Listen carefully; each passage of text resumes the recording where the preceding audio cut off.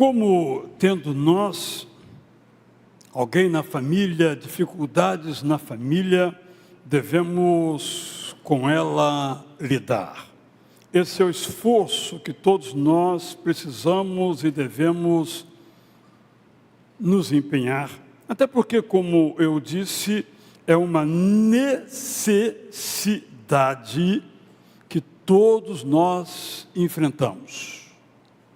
Quando há um doente mental na nossa família, todos nós podemos adoecer juntos. E muitos de nós adoecemos juntos. Mas quando isso acontece, nós deixamos de ser um recurso com o qual aquela pessoa pode contar. No convívio com alguém de nossa família mentalmente doente, nós que não somos, ou somos em grau bem menor, devemos nos empenhar para não adoecermos, para que nós possamos ajudar. Há algum tempo, uma irmã de nossa igreja ficou muito enferma. Um Alzheimer muito severo, intenso, galopante. E no meio daquela dificuldade toda, o marido dela fez uma viagem. Obviamente, algumas pessoas disseram, como? Mas ele me disse, eu preciso descansar, espairecer a minha cabeça, senão eu não vou poder ajudar. Parece cruel, digamos assim, por parte dele, mas ele fez correto. Porque ao se ausentar um pouquinho do calor das dificuldades e desanuviar um pouco a sua mente, foi passar na casa de um familiar, retornando pôde dar sequência ao seu cuidado que durou ainda muitos outros meses. É disso que basicamente estou dizendo. Então, eu quero trazer algumas sugestões, não sei se vou conseguir terminá-las. Primeira sugestão, busque entender o que está acontecendo, sem moralizar e sem espiritualizar. Com isso estou dizendo o seguinte, meu filho está com depressão. Meu filho, eu te eduquei certo, como é que você faz uma coisa dessa? Isso que eu chamo de moralizar. Gosto de dizer que tudo que uma pessoa que está em depressão quer, é não estar em depressão. Abraham Lincoln disse que entregaria tudo, até a presidência dos Estados Unidos, para ficar livre da depressão. Então, eu venho e digo, se esforce, faça a sua parte. Como você se entrega? Não ajudo em nada. Tem uma boa intenção, mas uma péssima realização. E nem espiritualizar. Aquele irmão, aquela irmã tem algum pecado escondido. E agora Deus está pesando a mão.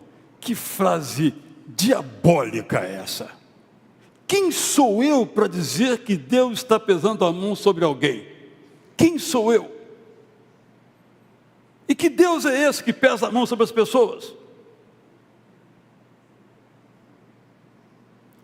Irmãos, vou fazer uma recapitulação aqui só para mostrar a seguinte realidade. Há 300 tipos de doença mental catalogados. 300. Só que em cada um desses grupos tem uma subdivisão. Tipo, brando, ou moderado, severo ou muito severo. Estou dizendo isso porque nós gostamos de classificar as pessoas. Já disse isso daqui. Uma pessoa levou um familiar a um psiquiatra e eu perguntei, qual o diagnóstico? Logo queremos saber. O psiquiatra não sabe ainda. Uma doença dessa demora 2 anos para ter um diagnóstico. É disso, da gravidade desse problema, por isso que coloquei como desafio que temos que entender. Só vamos recordar então, temos um quadrinho ali, para você recordar um pouquinho desses transtornos. Nós temos transtornos neurocognitivos, como Parkinson, Alzheimer e outras enfermidades demenciais. Aqui em nossa igreja temos pessoas sofrendo com o Parkinson. Às vezes começa aos 50, às vezes aos 60, às vezes mais tarde, às vezes não acontece. Alzheimer, muitas pessoas, às vezes muito mais cedo do que imaginávamos, tomados por essa enfermidade.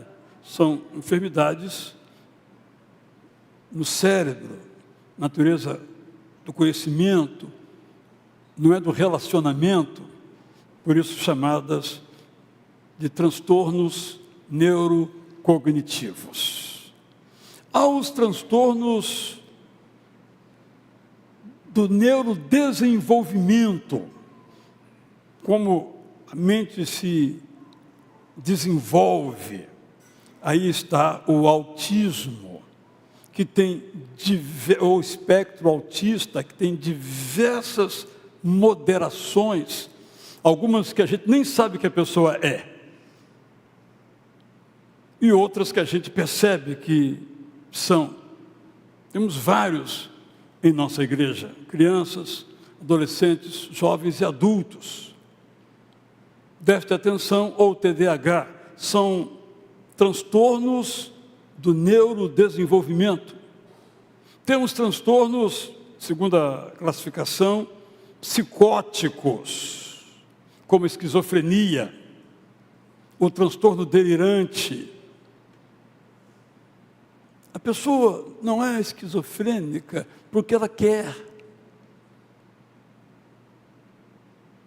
Ela nem sabe por que é, e ninguém, na verdade, sabe por que ela é, por exemplo.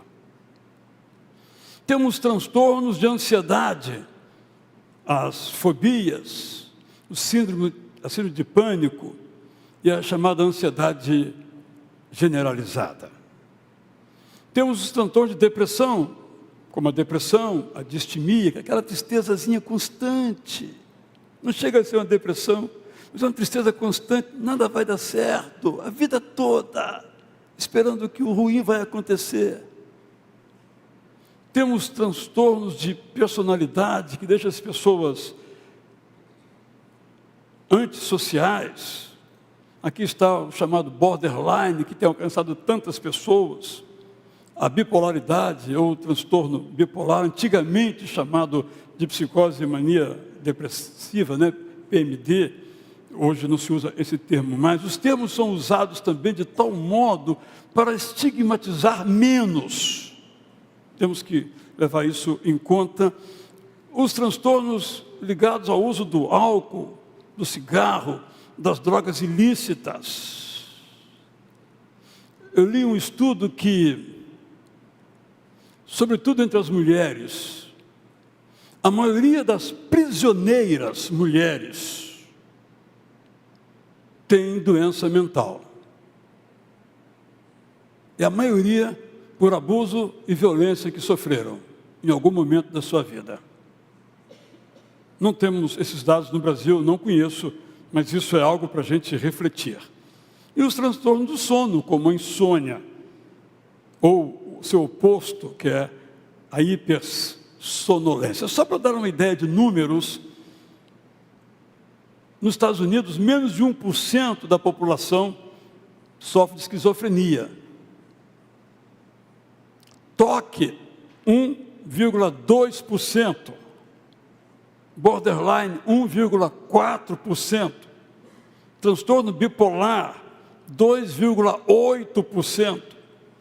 Transtorno de estresse pós-traumático, 3,6%. Por causa dos Estados Unidos, as guerras que se envolvem Depressão, 8,3%. Transtorno de ansiedade, 19,1%. Se nós somarmos depressão com ansiedade, temos aí 27%. Pouco mais de um quarto da população sofre desse problema lá nos Estados Unidos, talvez no Brasil também. Então, quando eu dou esse quadro, que é claro, eu não sou um especialista, apenas pesquisei, não é para dizer, então aquele é esse, aquele é aquele. Não, é exatamente o contrário. Para que nós saibamos a diversidade dos problemas de natureza mental. Porque nós temos essa mania, não é, de separar o físico do mental, mas nós somos uma unidade física, psicológica e espiritual.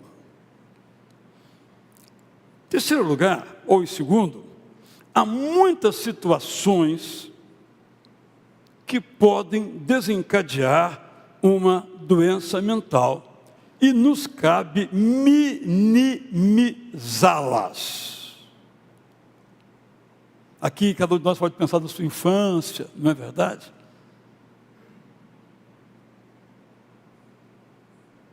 O abuso. Por isso que é tão importante protegermos, desculpa a expressão, murarmos as crianças. Até porque vocês sabem, vocês leem isso diariamente, a maioria dos abusos sexuais contra crianças acontece dentro de casa, por algum familiar. É uma tragédia isso, é incompreensível.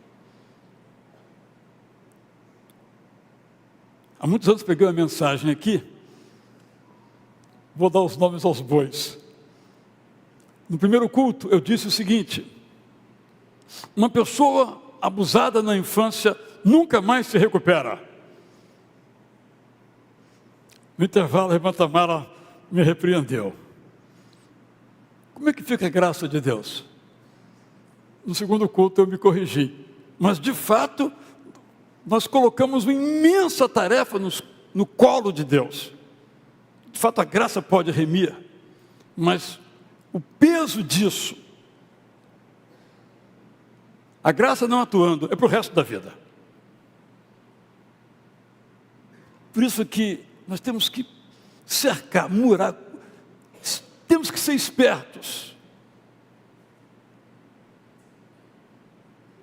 Alguém deu balinha para o seu filho, fica esperto. Estou falando coisas que vocês já sabem, mas a gente esquece. Deus cuida dos nossos filhos, através de nós. Traumas, negligências na infância. É muito interessante, irmãos e irmãs, falando aqui, é claro, no nosso contexto Rio de Janeiro, tijucano, nunca ninguém me procurou para dizer, eu passei fome na infância. Não creio que isso não tenha ocorrido, mas isso passou ao largo, não estou minimizando a fome. Mas meu pai me maltratou, meu tio abusou de mim, minha mãe me abandonou. São, não uma comparação, mas são poderosos demais esses eventos aqui. E outros, como a pobreza extrema. A maioria dos moradores de rua tem doença mental. É difícil saber se tem doença mental porque está na rua ou está na rua porque tem doença mental.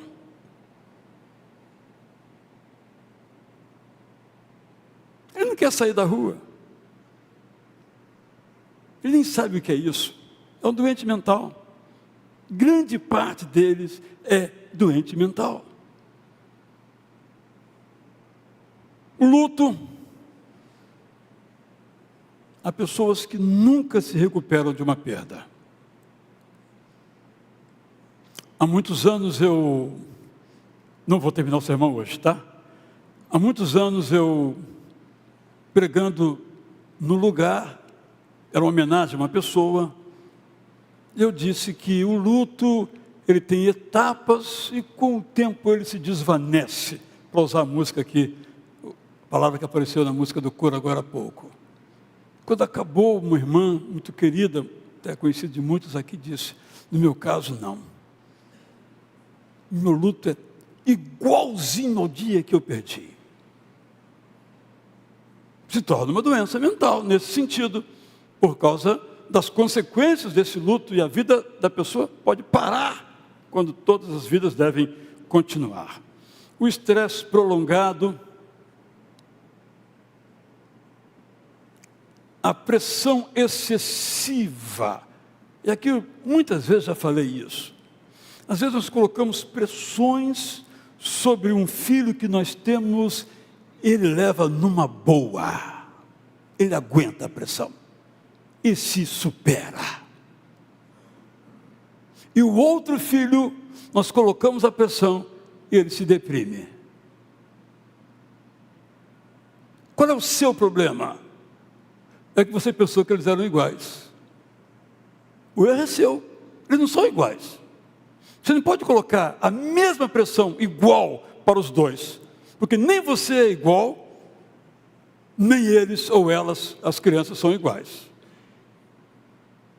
Alguns, repito, pressionou, ele vai além da pressão. Tem que estudar 5 horas por dia, ele estuda 10. Tem que usar 5 horas por dia, estou com dor de cabeça. Porque são pessoas diferentes.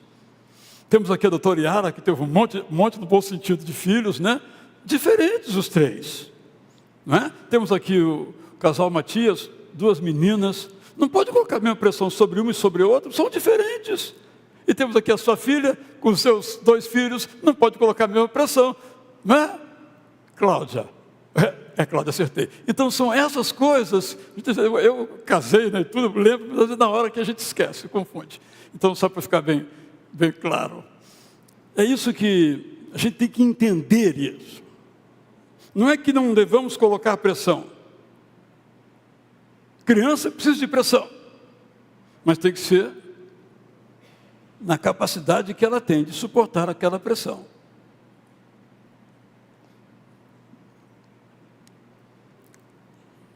Uma doença física prolongada, o desemprego, grande causa de doença mental é o desemprego, sobretudo masculino. Porque a mulher nunca fica desempregada, trabalha em casa 24 horas, não tem esse sentimento tão forte quanto no homem, por razões históricas e culturais. Mas o homem desempregado é um inútil, não vale nada, adoece. O marido fica em casa, a mulher diz: não vai para a rua hoje, não? É uma tragédia, crente que ele ia gostar que eu estou em casa hoje, não vai para a rua hoje, não? Não é? São, amenizando aqui só para dizer que desemprego é algo assim terrível. Além de álcool e drogas, que infelizmente em nossa sociedade ainda se glamoriza. Infelizmente.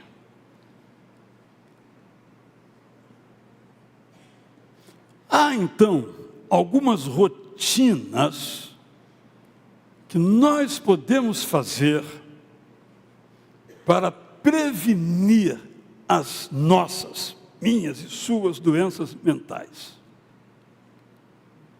Nenhuma novidade, só estou lembrando as coisas. Porque a gente vive, às vezes não pensa nas coisas. Então, primeira coisa que eu posso fazer, que você pode fazer, ou continuar fazendo, nós temos que manter a nossa conexão com Deus e com as pessoas.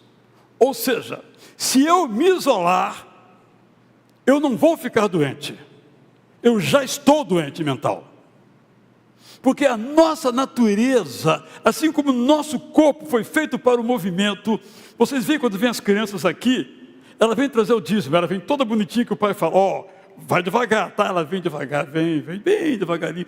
Quando ela põe o dízimo, ela volta. Por quê? O corpo é movimento. Nosso corpo foi feito para se movimentar.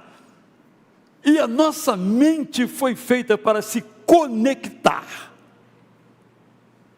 Não é bom que o Adão fique sozinho. Ou seja, não vai prestar, modo carioca de falar. Não funciona. Sozinho ninguém funciona. É por isso que você, na decepção, você fala assim: nunca mais vou me relacionar com ninguém. Acabou a frase, você telefona para alguém. Porque é da nossa natureza.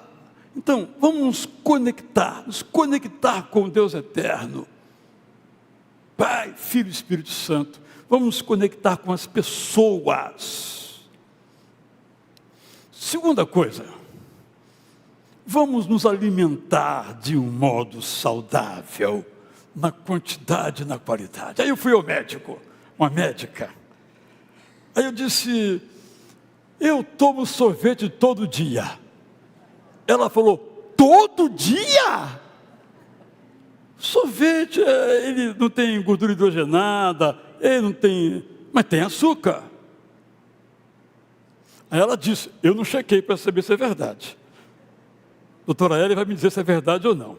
Foi feito um teste com ratinhos, colocou de um lado uma porção de cocaína, a médica que me contou, e do outro lado uma porção de açúcar. Qual que viciou mais? Qual criou mais dependência? O açúcar. Agora estou numa luta para tomar sorvete só uma vez por semana. E essa semana eu já tomei a minha cota.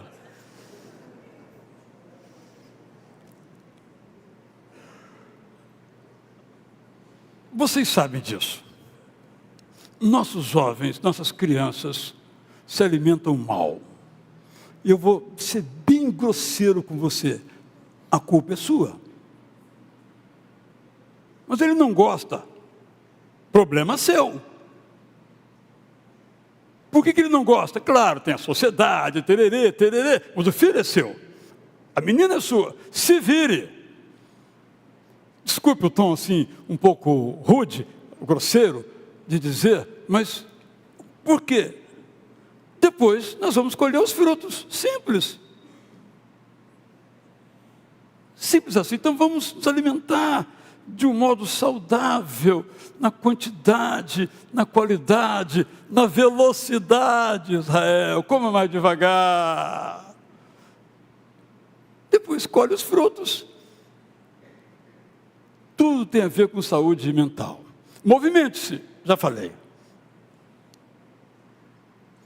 A maioria dos irmãos aqui não se movimenta. As mulheres acham que pelo fato de ela se movimentar, cuidando da cozinha, da casa, se for o caso, que isso é se movimentar. Isso não vale nada para a saúde física e mental. Nada. Hoje eu lavei a casa, não vale nada. Claro, já vi protestos aí, ok. Eu tenho que exagerar um pouco, senão não funciona a minha mensagem. Certo? Porque tem que ser regular, durante um tempo, e tem que ter uma intencionalidade. Durma bem. Não demais. Tem gente que dorme 8 horas por dia. Isso é um absurdo. Olha, o pessoal aqui tudo é médico. Mas também não tão pouco, né? Então, e cada pessoa, gente, eu falo brincadeira, tem gente que precisa de 8 horas. Tem gente que precisa de 6 horas. O meu sonho é ser como o Rui Barbosa. Mas não cheguei lá e nem quero chegar. 4 horas por noite. Né? Também a obra dele é assim, são 3 andares distantes, tudo que ele escreveu. Claro, não dormia. Lutero também.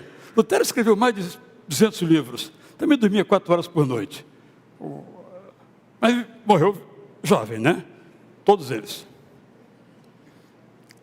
Mantenha a sua saúde em dia.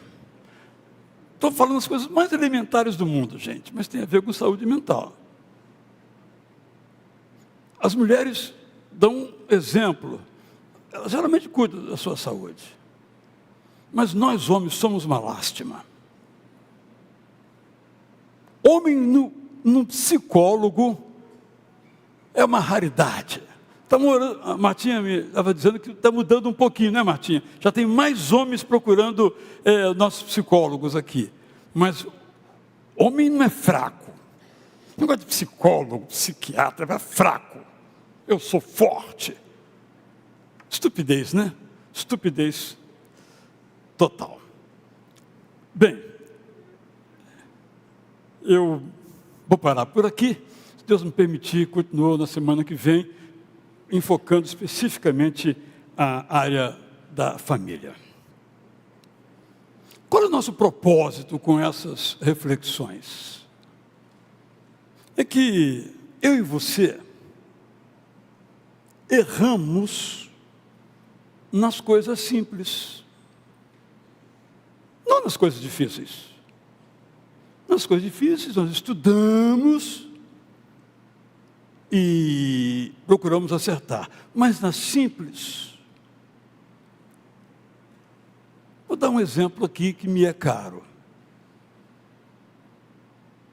Rotinas. Eu detesto rotina. Mentira. Quem detesta rotina tem outra rotina. É impossível viver sem rotina. Mas isso é muito sério. Uma vez um menino veio conversar comigo. No primeiro dia ele faltou. No segundo dia chegou 2 horas atrasado. Eu falei, fulano, que hora você acorda? Acordo na hora que dá vontade. Que hora você come? Quando estou com fome. Que hora você dorme? Quando estou com sono. Se ele não mudar, ele não vai a lugar nenhum. Elementar. Então todos nós temos que acordar na mesma hora. Para fazer o que temos no dia para fazer. Comer na mesma hora. Dormir na mesma hora. Isso faz parte do nosso ser. Isso nos ajuda a não nos estressar. Se eu coloco esse iPad aqui, depois eu coloco ali, quando eu sair, eu vou perguntar, onde é que está? Mas se eu colocar todo dia aqui, eu vou economizar meu cérebro. Onde é que está? Está no lugar onde sempre está. Estou dando um exemplo simples de a gente simplificar a nossa vida, porque ela é complexa. A nossa mente é complexa, nosso corpo é complexo. E Deus nos deu um corpo, nos deu uma terra para cuidar. Deus nos deu uma terra para cuidar. Vou repetir. Deus nos deu uma terra para cuidar. Os evangélicos em geral não praticam este mandamento. A maioria dos evangélicos acha que quanto pior, melhor, que Jesus vai voltar logo. Isso não existe na Bíblia. Simplesmente não existe. Mas ideologias se formam. Deus nos deu o mandamento de cuidar da terra. Isso inclui os animais. E nos inclui. Nós somos chamados a cuidar do nosso corpo e da nossa mente. Isso é sagrado, podemos dizer assim. Isso é santificação. Santificação não é ficar assim, olhando e só orando. Desculpe o deboche. Mas santificação é cuidar do meu corpo. Sem exagero, evidentemente. Não é isso que eu estou dizendo, botar aquele musculão aqui assim. Né? Nada contra quem tem musculão. Desde que não queira que eu tenha musculão, porque eu não vou ter musculão. Né? Isso que eu quero dizer é o seguinte: eu recebi de Deus o mandamento de cuidar do meu corpo. Cuidar da minha saúde. Porque se eu fizer isto, eu vou estar muito mais pronto para fazer tudo aquilo que eu preciso fazer. Sobretudo cuidar da minha família. É disso que eu estou dando essas ênfases então, e quero continuar falando sobre isso domingo que vem, se Deus me permitir. Em relação à doença mental. Então, só para concluir. Oremos a Deus para que nos ajude a ser uma pessoa acolhedora, uma família acolhedora, uma igreja acolhedora. Vou chamar aqui a irmã Vilma Moraes. E nós temos um programa aqui às segundas-feiras, chamado Celebrando a Transformação, toda segunda-feira. E a irmã Vilma também colocou no seu coração, pode ver, Vilma, orar pelas mães, que ela chamou de mães preciosas. Porque um pai sofre, pode subir aqui, uma mãe sofre mais. Não devia ser, mas é assim, mundo real. Não é verdade?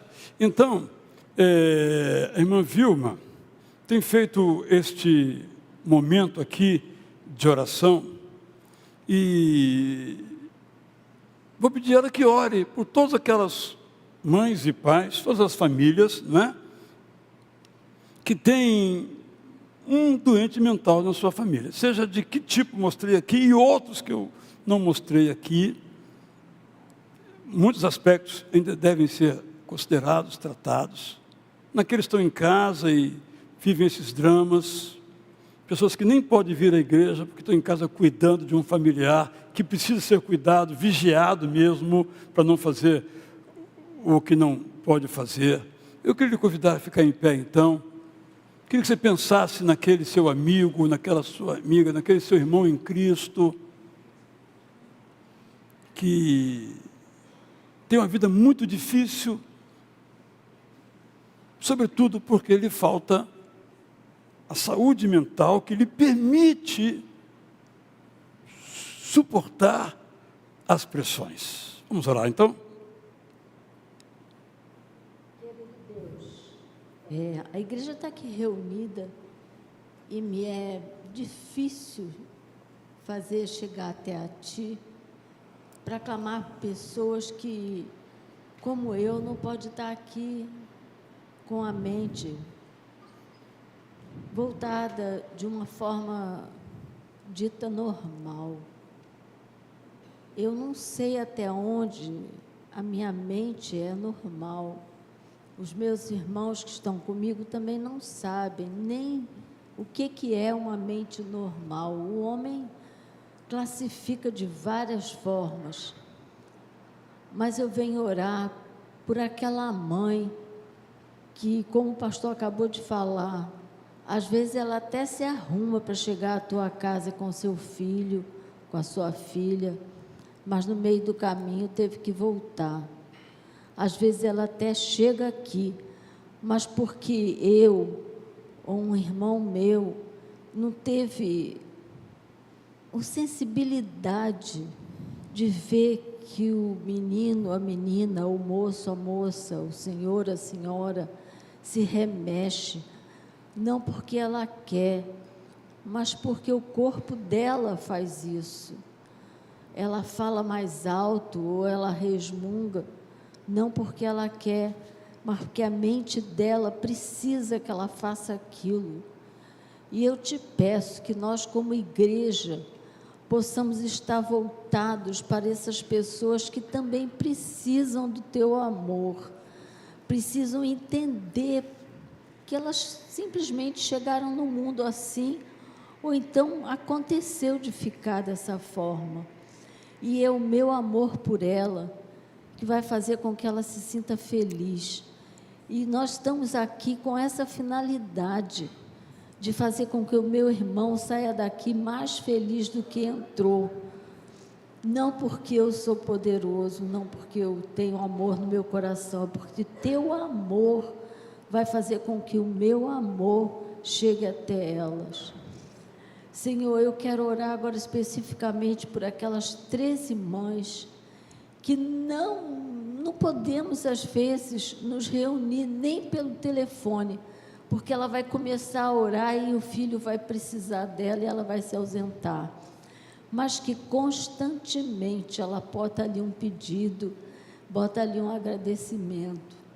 E, Senhor, eu te agradeço muito pelo Gabriel, que entendeu dentro da nossa igreja que Jesus é o Senhor da vida dele.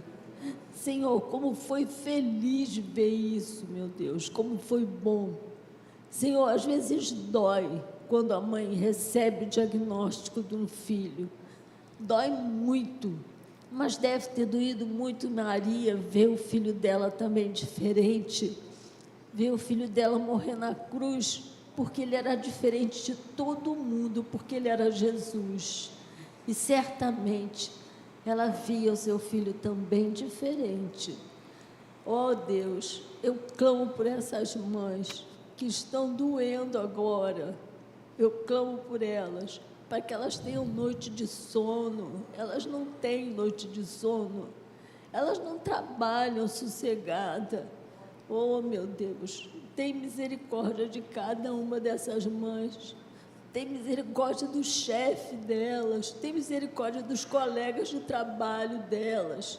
Tem misericórdia dos vizinhos. Senhor, que possamos ser, Senhor Deus, tocados pelo Teu Espírito Santo e viver, Senhor Deus, para ajudar os nossos vizinhos. Me ajuda, meu Deus, a ajudar a Conceição, que tem aquele filho já adulto, casado, mas que vira mexe, faz tanta confusão dentro de casa. Ela é minha vizinha, meu Deus, cuida da Conceição. Meu Deus, em nome de Jesus, eu clamo por essas mães, as mães de neném e as mães de adulto, os pais de nenéns e os pais de adultos, que, Senhor Deus, tiveram o privilégio de receber um filho brilhante no seu lar. Toma conta deles, ó Pai, por nós. Ajuda-nos, ó Pai, a reconhecer que precisamos ajudá-los também. Eu oro assim em nome de Jesus. Amém. Amém. Amém. A irmã Vilma vai continuar aqui, primeiro banco após o culto. Se alguma irmã preciosa quiser conversar com ela, como pode se juntar, pode conversar então com ela. Vamos cantar então essa música final. Meu desejo é que eu e você sejamos capacitados para compreender. Quando temos alguém em nossa casa, obrigatoriamente somos forçados a entender um pouco, mas às vezes não. Termino contando uma história distante. Numa das Copas do Mundo, eu caminhava pela rua Conde de Bonfim, chegando ali quase perto da praça, era um dia um pouco de tarde, caminhava um menino com a bandeira do Brasil, junto com a sua mãe. E eu percebi pelo movimento da mãe que ele era especial. Então, ela pegou na mão para atravessarem a rua. E aí muitos pensamentos me vieram à cabeça. Um deles foi: essa é a mãe que cuida. Mas o outro foi: esse é um filho que cuida da sua mãe. E será para sempre. Um é bênção para o outro. Doentes mentais são bênçãos nas nossas vidas. Cantemos.